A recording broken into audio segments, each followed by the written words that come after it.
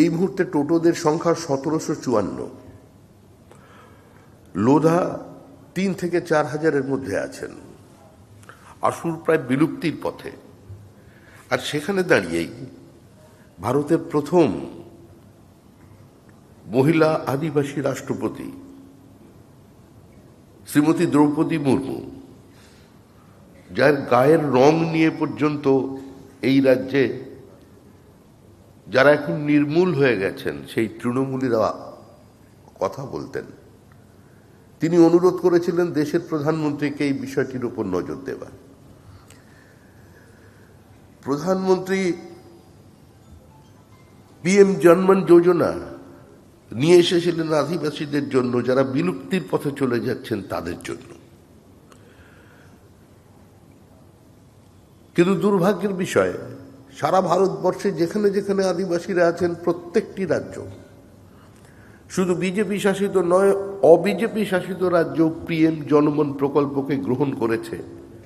ব্যতিক্রম পশ্চিমবঙ্গ, কারণ বিভাজনের রাজনীতি, ঘৃণার রাজনীতি, কেন্দ্র বিরোধিতার রাজনীতির কারণে পশ্চিমবঙ্গের আদিবাসীরা বঞ্চিত হয়েছে। ধরতি আভা ভারতীয় গ্রাম উৎকর্ষ অভিযান ভারতের বৃহত্তম জনজাতি উন্নয়ন কর্মসূচি। একলব্য মডেল আবাসিক বিদ্যালয় EMRS 740টি বিদ্যালয় তৈরি করে দেওয়া হয়েছে। প্রতি বছর মাননীয় প্রধানমন্ত্রী শ্রী নরেন্দ্র মোদীর নেতৃত্বে এই বিদ্যালয়গুলোর উৎকর্ষ যাতে বাড়ে তার জন্য তাদের বাজেট ডাবল করা হচ্ছে, স্মার্ট ক্লাসরুমের পর্যন্ত ব্যবস্থা করা হয়েছে।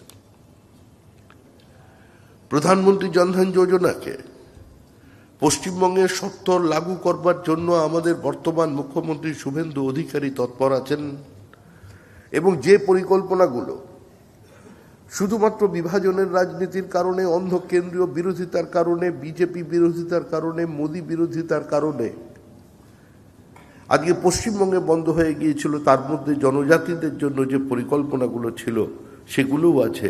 সেগুলো অতি দ্রুত রাজ্য সরকার যাতে রূপায়িত করে, আমি দলের পক্ষ থেকে আমি নিঃসন্দেহে সেটি মুখ্যমন্ত্রীকে জানাবো।